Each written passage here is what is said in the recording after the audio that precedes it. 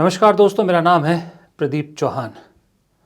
दोस्तों, शनिवार को जो महाराष्ट्र और झारखंड के चुनाव के नतीजे हैं, विधानसभा चुनाव के नतीजे हैं, उसके साथ लोकसभा और अन्य विधानसभा चुनाव के उपचुनाव के नतीजे भी जो आए, वो दरअसल बहुत से लोगों के गले से नहीं उतर रहे हैं। ये वैसे हरियाणा में भी हुआ था। जब हरियाणा के चुनाव हुए थे, गले से नहीं उतरा था तो लोगों को लगा था कि एक फ्लूक है, हो गई कांग्रेस से गलती, सच्चाई नहीं समझ पाई। लेकिन जब महाराष्ट्र में उससे भी बड़ा खेल हो गया तो अब सवाल तो उठना लाजमी है कि आखिरकार 5 महीने में ऐसा क्या हो गया कि चीजें इतनी बदल गई कि लोग एकदम से बीजेपी के दीवाने हो गए। 5-6 महीने पहले लोकसभा चुनाव में इन्हीं लोगों ने महाराष्ट्र में बीजेपी को और उनके सहयोगियों को हराया था। हरियाणा में भी आधी सीटें छीन के कांग्रेस को दे दी थी। लेकिन ऐसा क्या हुआ 6 महीने में कि महाराष्ट्र में बीजेपी और सहयोगी रिकॉर्ड तोड़ जीत हासिल करते हैं। एक तरफा जीत, जिसको सुनामी चलना कहते हैं, सुनामी हुई। और दूसरी तरफ झारखंड में जहां लग रहा था कि बीजेपी के जीतने के ज्यादा चांसेस है, वहां पर हेमंत सोरेन का मैजिक चल जाता है और वो वापस सरकार बना लेने की स्थिति में पहुंच जाते हैं। दरअसल इस वीडियो में थोड़ा थोड़ा दोनों चीज़ों को डिस्क्राइब करने की कोशिश करूंगा। पहले महाराष्ट्र की बात करते हैं। महाराष्ट्र में मुझे लगता है कि ये जो चुनाव जिस तरह से हरियाणा का जैसा हुआ है, इसकी सबसे बड़ी वजह मेरे हिसाब से एक ही है, और वो है डर। जी हाँ, महाराष्ट्र में डर की जीत हुई है, झारखंड में विश्वास की जीत हुई है।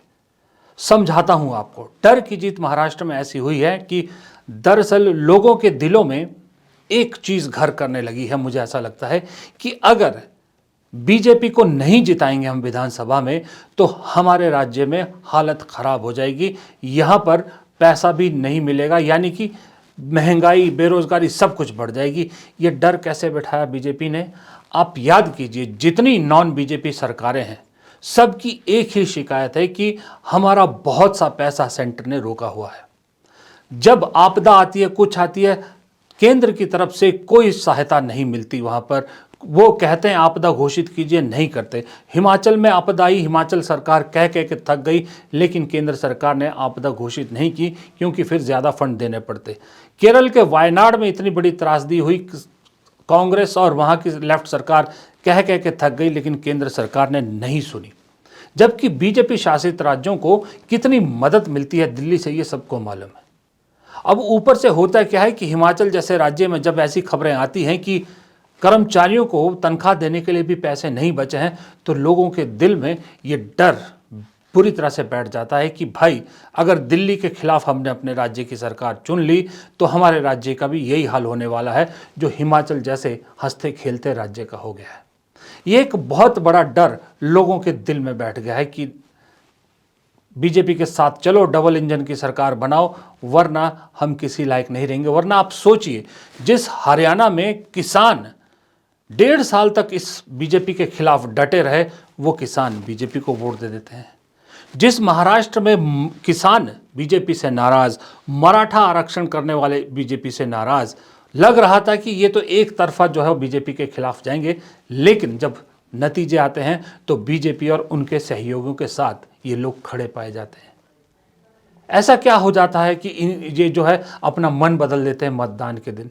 वो यही वजह है कि ये जब अपना रोष जाहिर इन्होंने किया तो लोकसभा चुनाव में किया, लेकिन विधानसभा चुनाव में जब इन्होंने देखा फिर दिल्ली में बीजेपी सत्ता में काबिज हो गई है, तो एक डर बैठ गया कि नहीं भाई, अगर नहीं साथ दिया तो इससे भी ज़्यादा बुरे हाल हो जाएंगे। ये एक डर लोगों के दिलों में बिठा दिया गया है।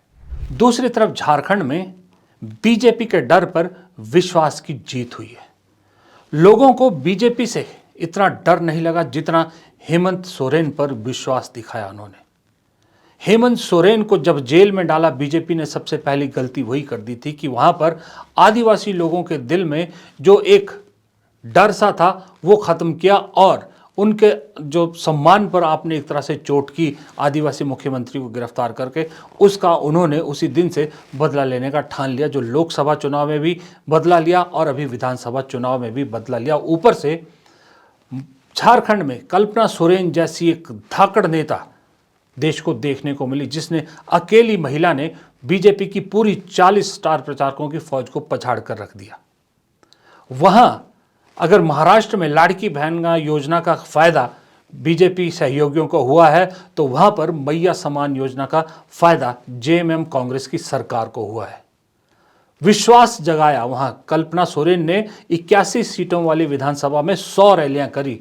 उस महिला ने विश्वास जगाया लोगों में कि ये आपकी सरकार है, वेलफेयर की सरकार है, आपके लिए काम करने वाली सरकार है, इसलिए वहां पर विश्वास जीत गया, डर हार गया। लेकिन महाराष्ट्र में विश्वास कहीं नहीं दिखा, लोगों के दिल में डर जो था वो डर हावी हो गया। ऊपर से जिस तरह से वो जो पैसे के बंटवारे वाला सीन और जिस तरह से महाराष्ट्र में दिखा कि शरद पवार भी दो दो तरह की गेम खेल रहे हैं, अडानी का मुद्दा उठा रहे हैं लेकिन अडानी के साथ बैठकों में शरद पवार भी पाए जाते हैं, तो लोगों को और ज़्यादा विश्वास महाविकास आघाड़ी से उठ गया।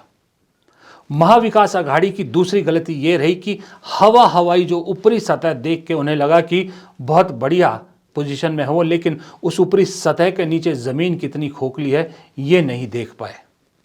इसलिए वहाँ पर बीजेपी के डर को अपनी जगह बनाने की मौका मिल गया और लोगों से वोट न सिर्फ लिया बल्कि इतना लिया कि आज इस हालत में है कि अब तक का महाराष्ट्र का बीजेपी का खुद का रिकॉर्ड टूट गया। अब आप जितना मर्जी कहिए, अब आप जो मर्जी कहिए कि ईवीएम में गड़बड़ थी, वोट बढ़ गए, नोट बढ़ गए, जो मर्जी बोलिए, जो होना था वो हो लिया। इसमें गलती जितनी बीजेपी की है उससे ज़्यादा गलती विपक्ष की मैं मानता हूँ। चुनाव में हार जीत होती रहती है, कोई जीतता है कोई हारता है, लेकिन हार और जीत का जब एक पैटर्न बनने लगे ना तो जीतने वाले पे अगर सवाल उठते हैं तो हारने वाले पे भी उठते हैं। हारने वाले पे इसलिए उठते हैं कि जब आपको मालूम है कि जीतने वाला ये करके जीत रहा है और लगातार जीत बड़ी होती जा रही है, तो आप उसके मुकाबले के लिए कोई योजना क्यों नहीं बना रहे, आप कोई ऐसा प्रोग्राम क्यों नहीं करते कि उसकी काट की जा सके।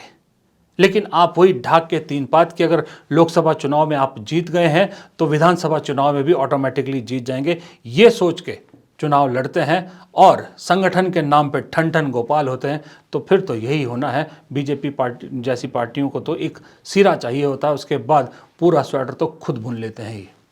फिर यही होता है कि आप अचंभित रह जाते हैं, इस देश की जनता अचंभित रह जाती है कि आखिर हुआ तो कैसे हुआ। फिलहाल इस वीडियो में इतना ही। नमस्कार।